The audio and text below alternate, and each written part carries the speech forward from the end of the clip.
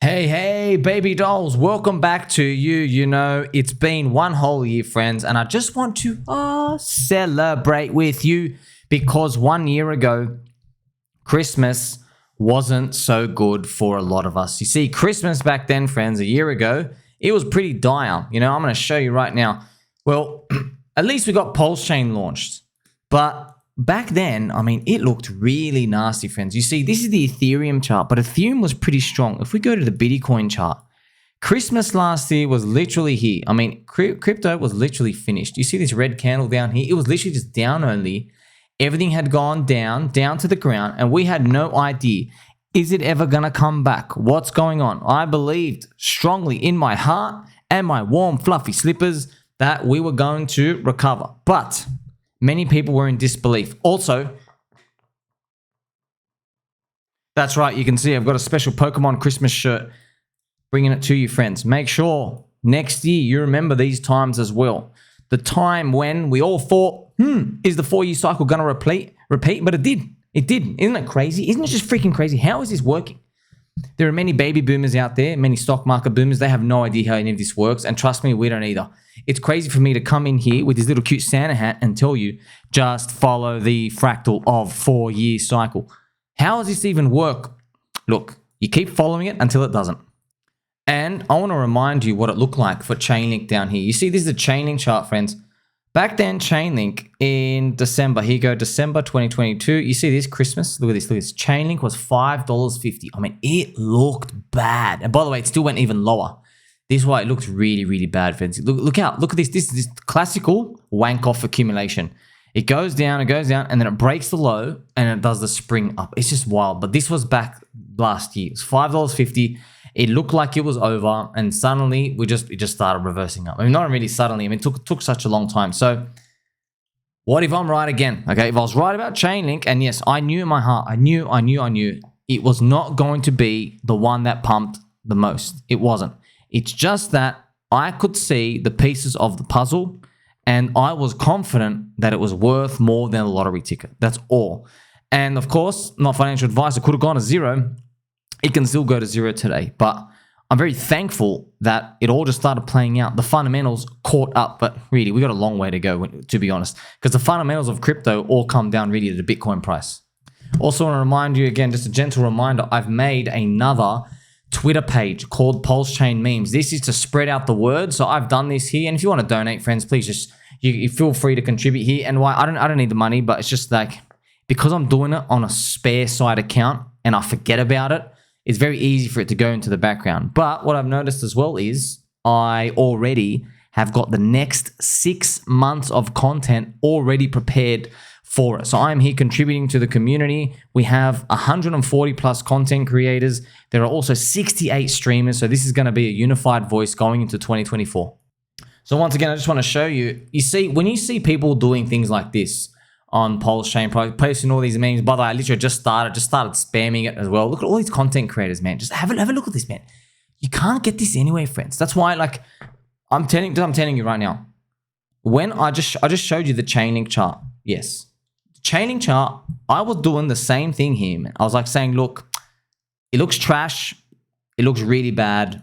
I know. Because you got to remember down here, man. Let's put on a regular chart so you can see how bad this looked. You see, this just red. It was just down here, okay? We had no idea anything was going to happen. And I was saying, look, man, I don't really care. I don't know about anything anymore, but I will just buy Chainlink under $10. Just auto buy as much as you can under here. And I was agreeing with everyone. A lot of people were saying, no, it's going to go to zero. Okay, look, man, sure, the tokenomics could improve. Sure. There could be more adoption here and there with crypto and DeFi and all of these.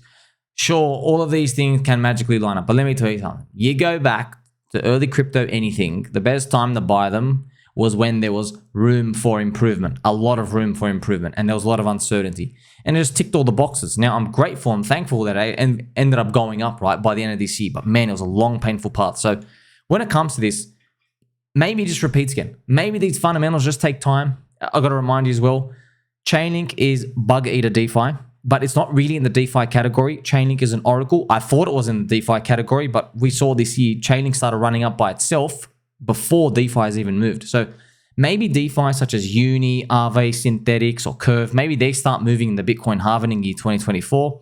And with that, hopefully the pocket of Pulse, which is PulseChain, PulseX, and Hex, the ecosystem, maybe they start moving up as well. So it was not easy just to sit here and just watch this go down a freaking goblin town forever. But look, all it takes is like this little pop-up here to give you some hope. So I don't, look, even though this is still cheap, friends, and I'll be honest, it is still, technically it's still cheap, but I don't feel comfortable saying, well, you got to go all in. You got to go, I don't feel comfortable anymore. Even though Chainlink's $15, I don't feel that. Just because it's a bit disingenuous, right? Like I've said, well, you got to get everything under 10. Now it's 15.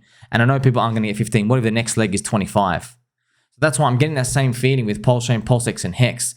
The good thing is those prices are still cheap. Now, of course, we want the prices to be much higher, but for someone to accumulate, I mean, you literally got so much opportunity here.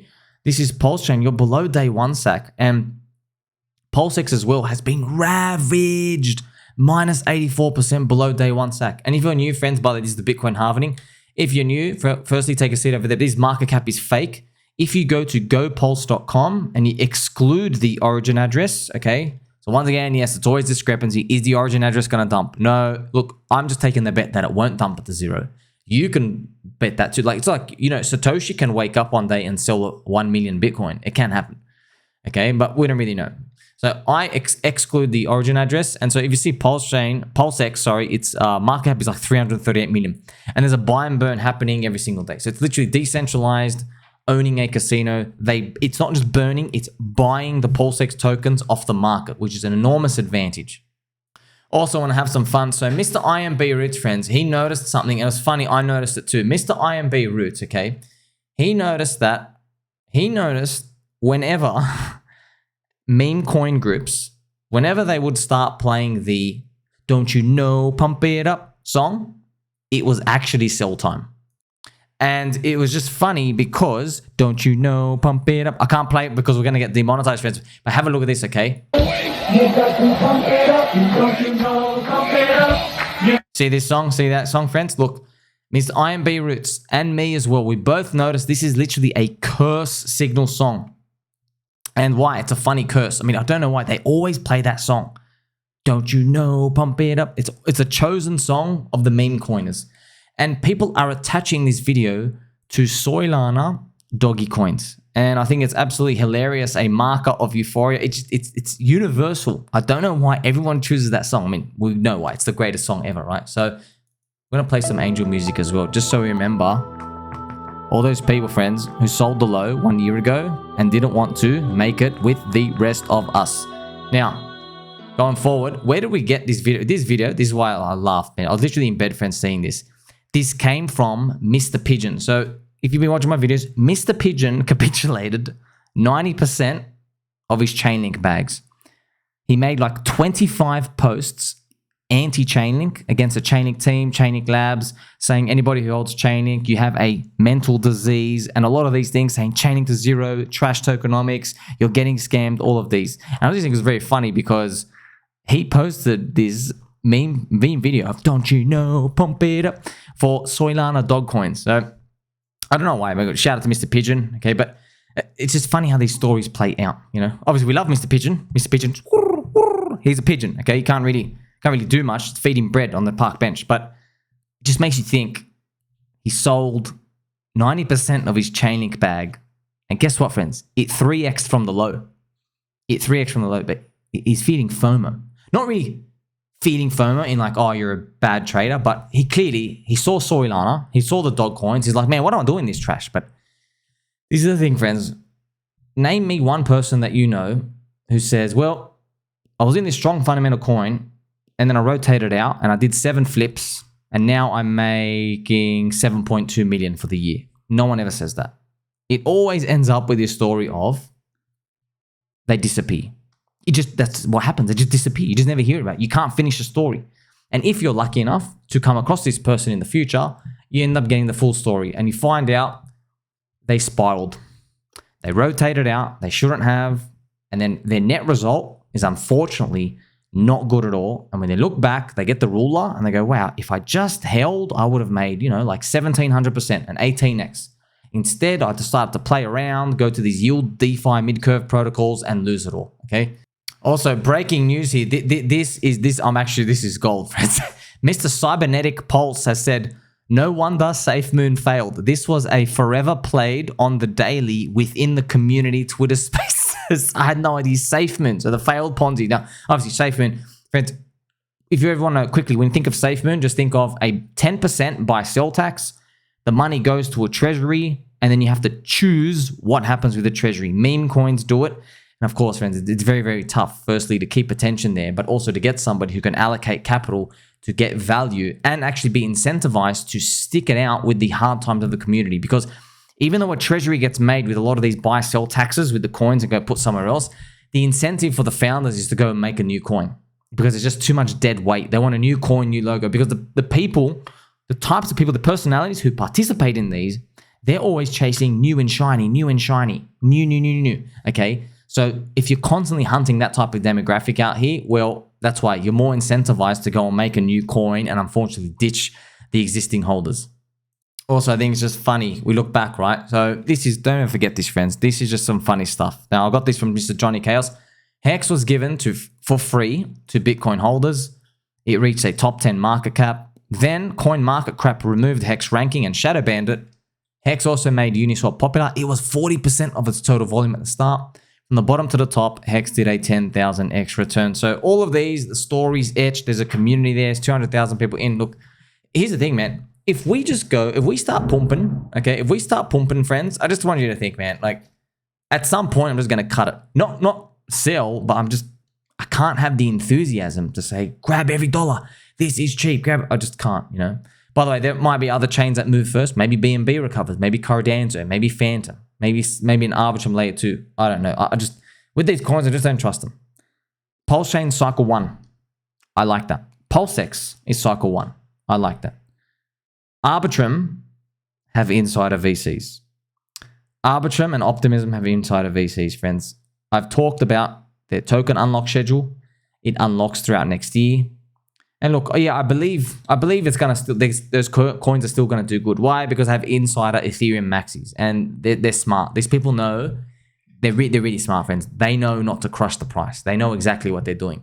If you notice, all of the Ethereum linked and Vitalik approved type of things, they don't have any bad price action. Now, they might go sideways for a long time, but there's never any grifting where it starts up and it just goes down. It's something interesting. I don't know if it's because of like chance, but if I was to just take a guess, it's because the insiders who get given the allocations are big Ethereum insiders. And they're already loaded and they don't actually need to dump, which is kind of funny when you think about it, because that was the meme with PulseChain and PulseX, because everybody said PulseChain and PulseX would not dump because people who are in them are hex whales and they've already made all their money and they don't need to dump. They have hex yield and stuff. But we know that turned out to be a big fat failure of a narrative and it didn't happen at all. So at some point, yeah, you do got to cut it off. I just want to remind you that I am still in Pulse and PulseX 50-50 ratio when it comes to these. And if you look at the PulseX to Pulse ratio, it's still, yeah, it's the bottom. It's a bit cheap. But this isn't like extraordinarily cheap. So people ask me all the time, like, if PulseX Pulse ratio gets down here, I'm basically all in PulseX. No questions asked. But if it stays here, I mean, we don't know what to do. It's hanging around the range, okay? So don't forget, friends, 1 year ago, things were going really, really bad and dire. Even Hex was around the total Hex price back then. The valuation for the ecosystem, it's about the same today. If you add up Pulse, PulseX, eHex, and PHex, you get about 2.7 billion. So if you go back and you check out what Hex was back then, it was like 2.5 cents, friends, 2.5 to 3 cents. If you do 3 cents times like 90 billion market cap, it's actually 90 billion circulating coins. It's 2.7 billion again. So effectively what I'm saying is, right, I can just show you on the chart right now. What I'm saying is, 1 year ago, Christmas, okay, the Richard Heart ecosystem here was 2.7 billion valuation. And today, it's also 2.7 billion valuation, even though the prices look disconnected. Now we know because the stock dilution effect. So if you were to imagine a chart in your mind, you had a big bottom last year, and now you've come back to the bottom. You were actually at the bottom. You actually dipped below the bottom. So I like that as a margin of safety. I don't know how long I'll like it for. I guess we'll see how 2024 plays out. Make sure you like, subscribe, bell button on. Catch you soon.